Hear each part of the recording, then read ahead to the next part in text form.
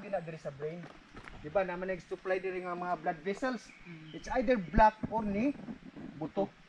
Mo na pagtan-aw sa MRI, gakat ang stroke is mga ugat diri ni buto. Mo na nga kung diri dapita sa imong right side.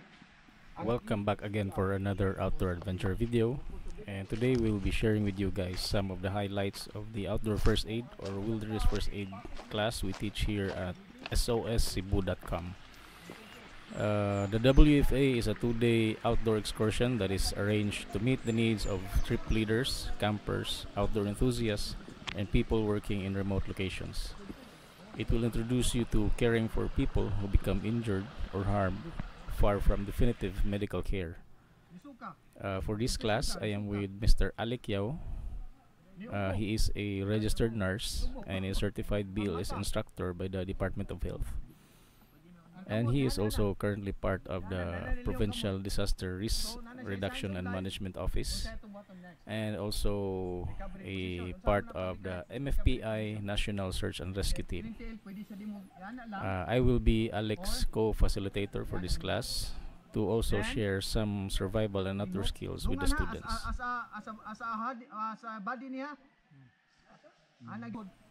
So for the first day of this class, we've conducted a few reviews on basic life support and basic first aid. Then check kung After which, we've also taught them how to administer proper CPR and also to provide proper medical care for patients suffering from choking. trust, no? Maneuver. Kini.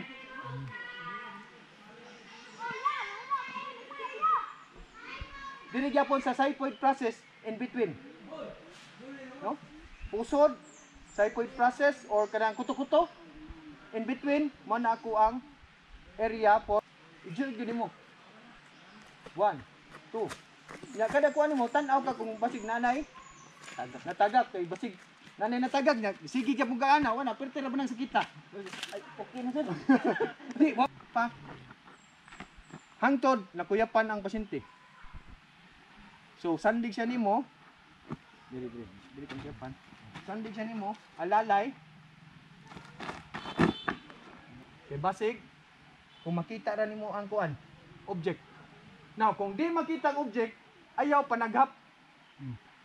Kay night chance nga maduot nimo kay wa magakita kita padayon siya og siya no to check mo na ni risk no kung ganahan mo padayon di mo na siyang tagahan og hangin tawa ni bounces back air bounces back hatag sa kaglang ginhawa to confirm kaduha gyapon to confirm karon air bounces back gyapon chest compression ka. Now, ang purpose of chest compression is ang hangin mugawas dili ang sa circulation. Sa CPR ang purpose sa compression is circulation. Di ba? Now, this time sa choking, F-bow management, chest compression same yapon para pa gawas. Oh, kana. Bamboo, taking pull. Okay kayo, luggage.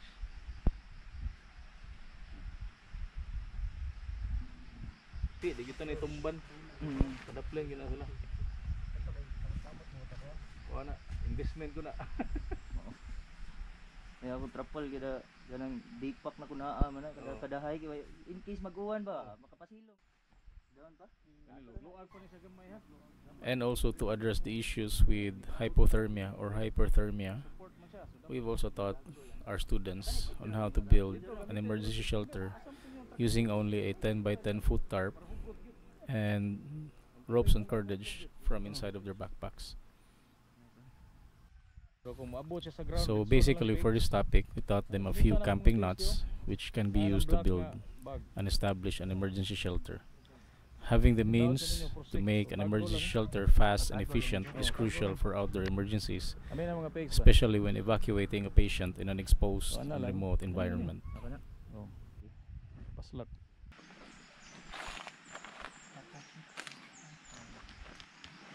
Ya, kuan gyud target ninyo kaning ridge musubay gyud na siya sa center. Center. Sobra ra got diri picos. Mm.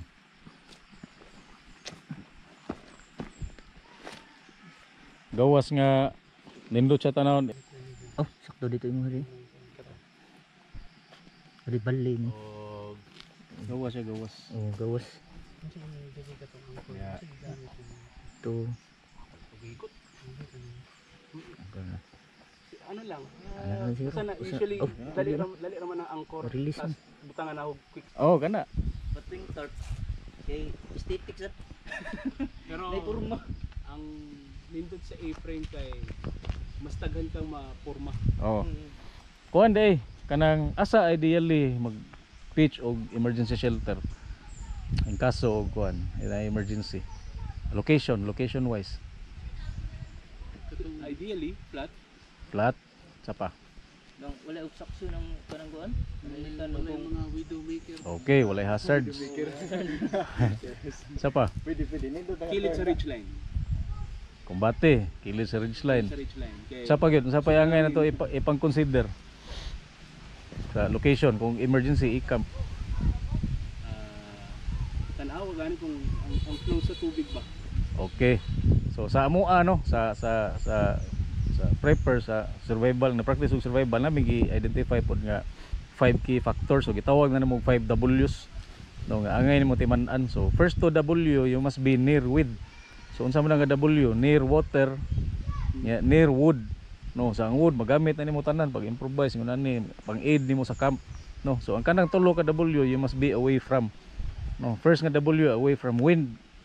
So layo mo sa hangin para protected mo sa environment. Second nga W is widowmaker. So sakto to kang Sergio Rey no. So widowmaker kanang mga tagak, mga hazard, bato, mga sanga. mito. Nya last nga W wildlife. So that is lalayo mo sa wildlife. Kopya.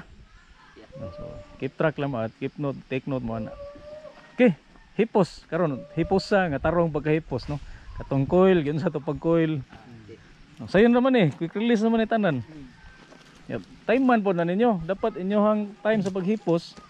Paspas po kay rapid evacuation man ta. Biyaan na nimo mga gamit.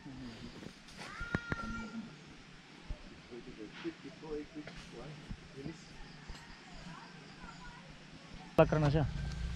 Gani, mo na siya sakto paghipos tarp. Hipos. O kana. Rockstar kaya.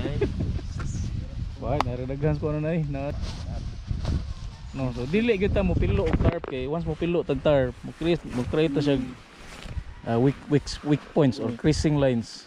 Mo na siya makawala sa waterproofing. Dugay na kana, napo na nagatuig. Tarp lang gihapon. Kani gamit ra na ko para butangan. Kaon na natong center. Here you can see Alec showing our students the different improvisations you can do with a 5-meter utility rope. 4 meters. In this case, he is using it to make an improvised seat harness. 5 meters. So ang center, aris this likod. No? Then square knot dito sa tubangan. Square knot, square knot. Bilang makuha na natin yung purpose sa square knot. Square knot. Hugot yun, hugot. Kay once na ni-load, muluag na siya maayo. So much better, hugot yun. No, then, this side, likod, i-insert diri, insert. Diri. Insert diri. Make sure ang kining duha ka kuan naa gani sa tong kuan. Sa panty line or brief line, musubay ba? Kay og yan na mura taga-tibak. Kantol kay niglakaw, no? Ambot lang kay basig ana dasad mo. Okay ba? So spread yun, spread. Kaya para ang weight properly distributed sa rope. Then pag fit, no? Kini usay mo luag pa ni. So i-fit na to. Ang kini duha ka extra rope diri sa atong shoulder. Shoulder. Then squata, kung kabantay mo mura siya muhuot. Ligsa ka diya huot ano? Oo na. Oh. Para malak na ang fit. Ini dire gikan sa gawas padong sa tubangan. bigyan triloyo. Okay, click sir. Yes ni. Yes sir. Na. So, na pa ma-extra. It's either kung right-handed ko, ang akong nut, ari dito sa left. Yeah, sword. Cross. Sword. Then, ari ko terminate sa kuang. Easy. Square nut gyapon. And this time, na-locking nut. Kining extra, i-lock nut na to. Overhand nut. Both side. Overhand nut. Okay, bisan pag labig-labig na diha, digyan na mo. Tang-tang ang square nut. Nay sobra, housekeeping. Para dili magsangit-sangit.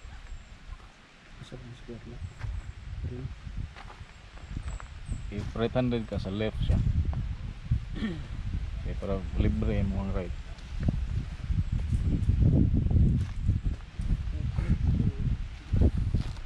This is some Vietnam War era shit. Okay, yeah, para sa atong para bili na to, ari na to isod sa square nut kay ari kilid. There's a chance nga matakilid ka. So, di ka balance, no?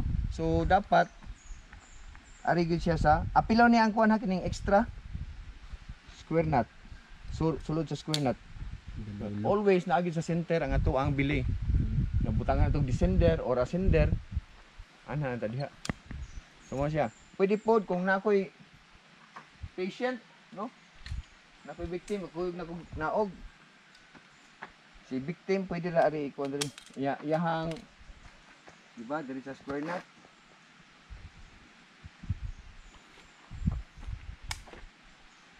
Si victim pwede sa ako rin magbili siya, standby lang siya kung disable siya, unable siya nga mukuha siya ang kagalingon. So, magbiktay siya sa kuha. Oh yes, adong minaog. Moro ni ang setup. Simple ra kayo kanang kuha na kanang for emergency good. Yeah, asin din makadaog mo. Ascend maglisod da. Adisen. Kinahanglan tagisan lagi siya. Kung mag-ascend siya lang usap pwede na to siya ikon. I-racing, no? Saka. Mura ni ang pinaka-basic sa tuwa nga. Muna nga importante nga natay utility rope. Ang sa kuha 5 meters. Sakto na siya na allowance gamay. 5 meters. Sumuhag sa 4 meters. Huwag na kayo. Ako din bro, pila gani ka meters mo sir? Kani? Mga 4 kapin, 4.5 ana. 4.5 mga 4 gyud kay. Taas pa man ug bro. Pero 5 meters na lang kay para pwede na mo pagamit sa dagudag ko. Mao gyud, mapahuman nimo ba? Pauman oh. So man ni ang ato ang pang emergency nga kuan seat harness, no? Tubular. Tubular. Pwede pod. Pwede pod. Oh. Mas In fact, kung naapagi mas dali, no, kanang pinaka emergency gyud. Yung gitawag na to hasty harness, no?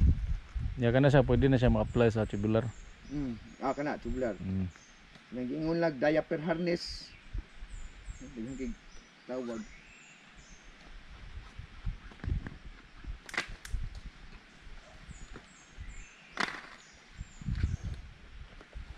Okay. Ato lang ni siya isumpay.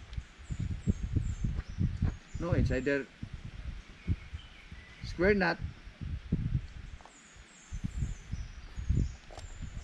Again, lock gyapon ta og overhand nut. Ang sa tubular, mo to ang gitawag na tog tape nut, no? Sige lang sa atong kuan pohon. Kini siya, no? Inani lang pwede na nako maharness. No? Na. Gamay gyud ang No? Pwede sige na. full body. Fit nimo, nindot na kay ma-fit mo gud siya. Pwede nga harness. Yan yung pamukan.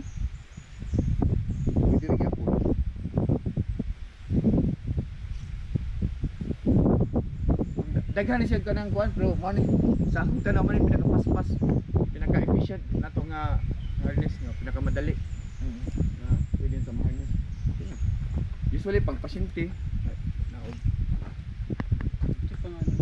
hasty. Oh, kanang dinalian ba? Hasty harness.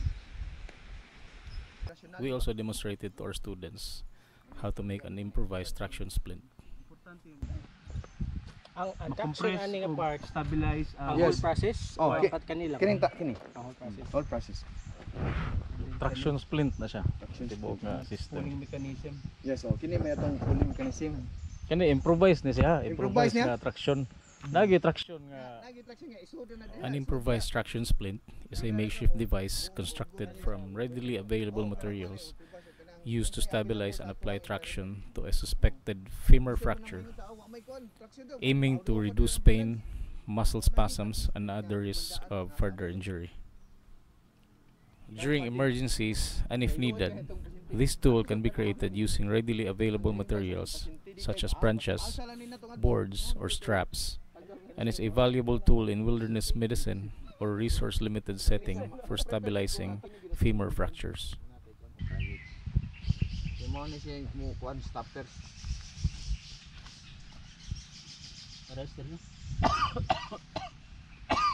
Ituyok pa na siya no.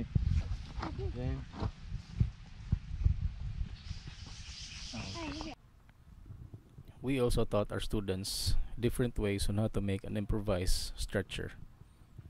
In an emergency, an improvised stretcher can be made using readily available materials like a tarp or blanket, even t-shirts, poles, or branches, allowing for the safe transport of an injured person in remote locations.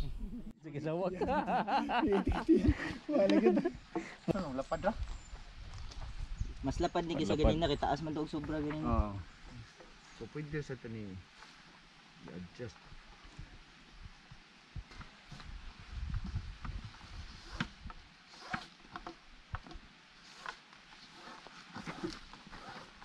Overhan lang, overhan. Stopper ba?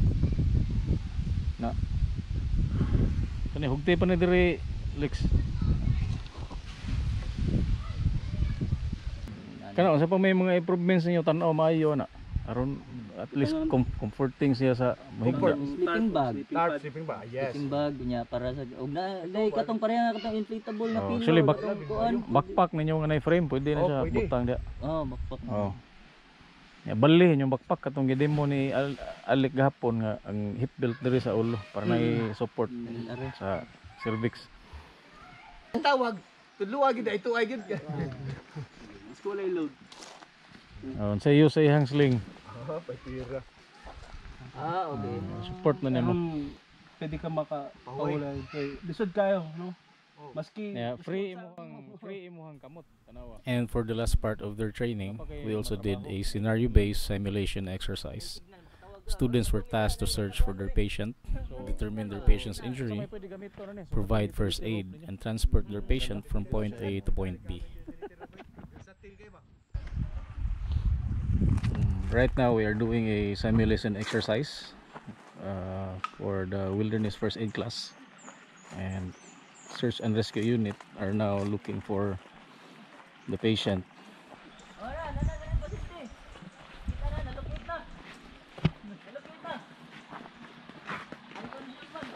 Doon sa na siya, boss. Sir, kanang ikaw naka-green og shirt nga taga SOST. Boss, palihog ko o panawag sa rescue boss din. Palihog lang ko natin.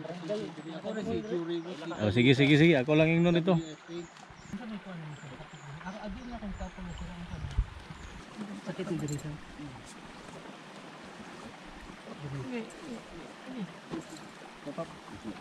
Ay siya.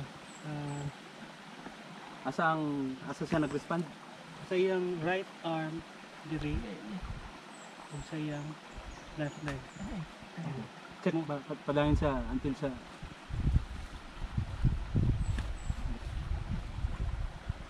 Straight lang kita din. Papa, ayan lang. Right arm to Left leg out. Cervix sir niya. Iyang main reaction kay kaniyang right arm or left leg. ato na stabilize kaya pon. React siya. Ito dito. Sige, ni data po lang. Traction gyud po. Start.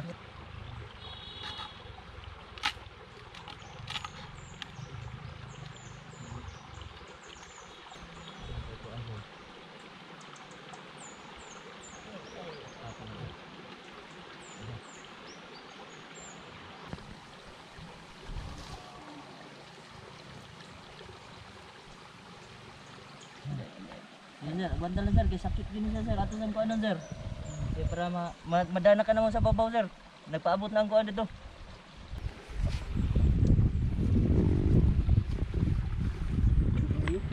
Sige lang, namtoy peg.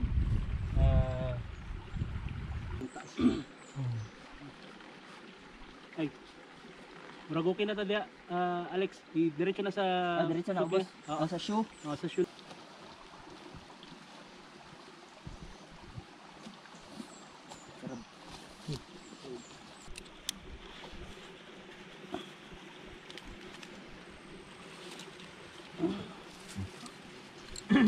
Sorry sir ha. Gamay lang sir. Gamay. Hey. Sakit niya. Sakit na sir. May sugod dumi sir. Gamay lang.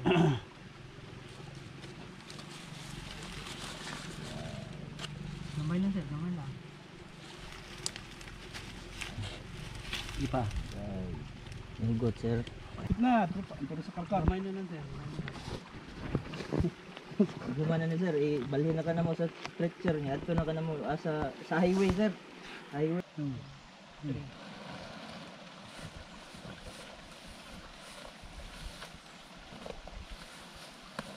Sa right ka mo ay. Up.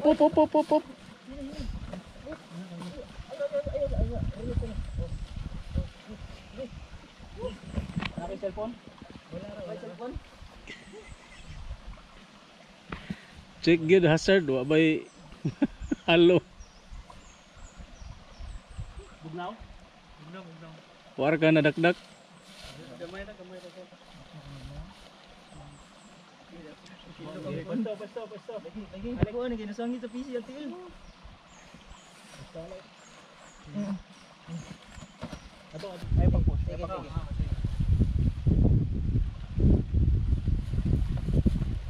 Okay.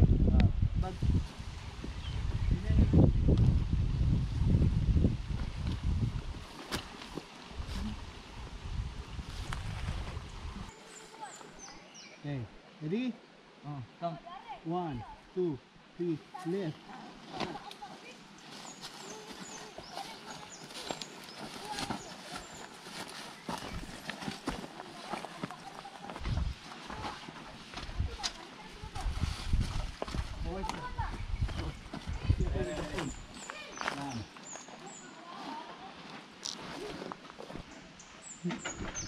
Ginawa sa.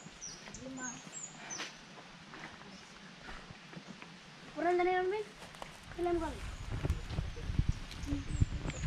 Up.